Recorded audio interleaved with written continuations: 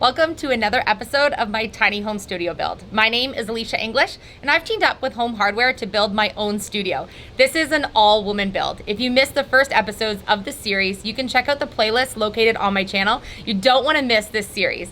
Home Hardware has lots of backyard packages available to choose from, so you can think of any creative idea you have for your own backyard space and find packages on their website. I'll leave all the information down below. Today is exciting because I am getting ready to get on the roof. Yesterday, I prepped everything I needed to do in order to get the shingles on the roof, and we're going to start the siding today now that all of our doors and windows are installed. Let's get to it. Here's how. Yesterday, I installed my aluminum drip edge. I got the shingle underlayment and my roof felting on. So I am ready to hoist all of my shingles up onto the roof and get all of those installed.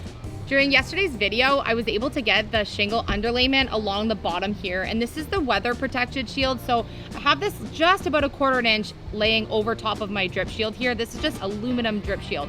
So what I want to do now is actually put my shingle along the edge, again, just about a 1/4 inch over.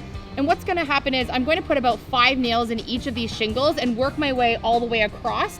Then I'll be able to do some cut pieces to start my second row. As the sun hits these are really gonna stick and kind of melt down onto this. So the nails are there, and then the flat parts where I don't wanna put any nails are going to really adhere themselves to this underlayment, which is going to give us the protection we need so nothing leaks on our roof. When you put in your nails, you wanna make sure that you kind of follow this guideline here. You don't wanna be over the line on this side. You wanna be kind of close to it. That way, when you lay your next shingle over top, you'll cover your nails and you won't have any water that goes in. And you wanna try your best to get your nails in as straight as possible so the head of your nails are not on any angle, or you're gonna allow water in where you don't want it. I'm going to run with full pieces of shingle all the way along this bottom edge. And so what I'm doing is I'm just butting up my next shingle to the one that I already put on, making sure that I stay nice and straight.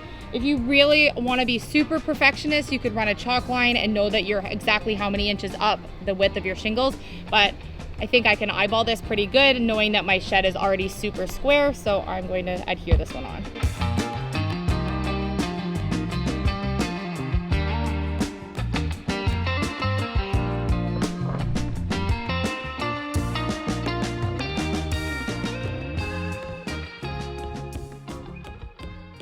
I'm really fortunate that this build had plans that included a really beautiful 4x12 foot deck on the front of the studio space. I'm so fortunate to have this.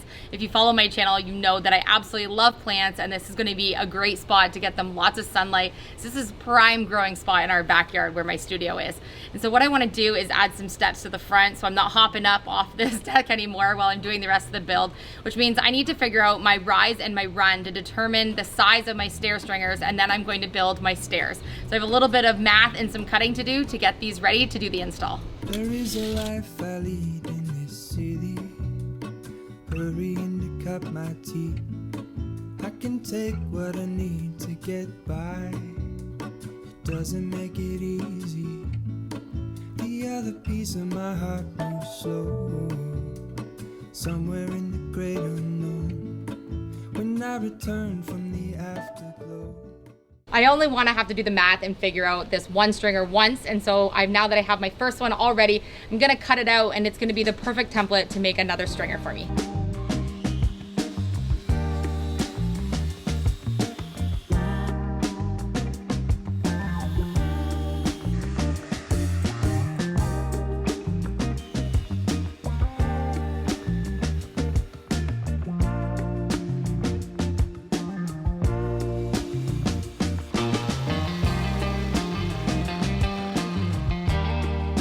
First stringer built, now I have a template to make my second.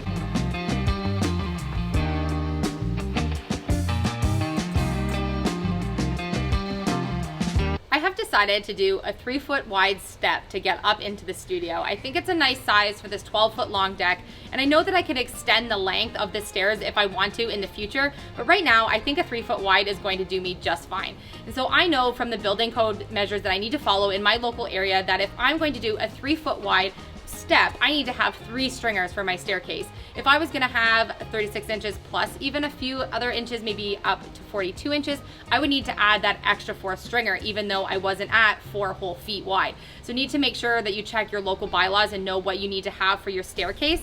So what I want to do now is I'm going to actually put these all together and put my steps on, which is super fun. And then we're going to adhere this to the deck space. This is going to make bringing things in and out a lot easier. And I think it'll be beautiful to do some gardening on the left and right sides of this and give myself lots of greenery outside. Right now I'm cutting 3 steps at 36 inches. And that way I know that I have the 3 steps I need for my porch, and then I'll be able to cut the backs of the stairs to the same length, 3 at 36 inches.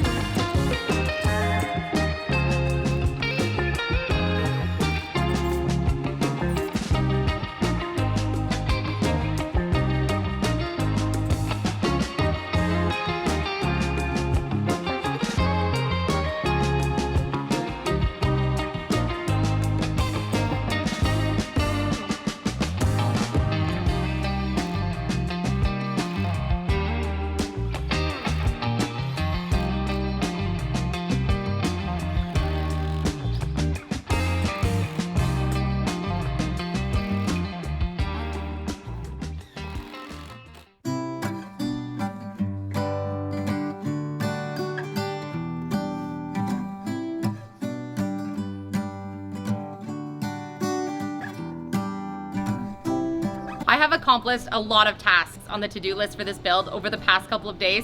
And if I wasn't so tired, I'd probably run up and down my cute little steps a few times, but I'm whooped after a lot of work. I know that I still have a little bit more of the shingling to do. I have a lot of that accomplished, and I'm really happy to get that up on the roof. I wanted to make sure that I got these steps on because with the hot weather, I've got to take some time when you're doing a build like this and the heat is so hot up on the roof. I needed to take a little bit of a break today and get these steps on. So it was really nice to be able to get these on and take some time away from that sunny hot roof. That will get finished tomorrow, and I'm really excited because our next episode, we will be revealing what we are doing to the exterior of this studio. Leave a guess in the comment down below what color and what style do you think the exterior of this studio build is going to be. If you are new to my channel and you've missed the previous episodes of this series, check out my tiny home studio build playlist located on my channel. Be sure to hit subscribe and follow along on my journey while I complete this all-women build. And it is thanks to Home Hardware for sponsoring this project that I'm able to work on dream projects like this one. Show your support, check out homehardware.ca. They have dream packages available that you can choose from. Absolutely any backyard project you can think of, they have the proper supplies for and in an amazing budget. So homehardware.ca, all of their information is down in the description box. I want to thank everybody for the support on this build. You guys have been cheering me on and it keeps me going on this build. I'm so excited for what's to come and actually getting some items into that studio space, and some items have been arriving and I can't wait to unbox everything, but I'm gonna wait and do that with you guys. So make sure you stay tuned for that. Click your notification bell so you don't miss any of the videos we have coming up in the remainder of this series. We have a few episodes left to go to the final reveal. It is going to be epic. I can't wait. Thank you so much for watching. I love you guys, and I will see you on our next update.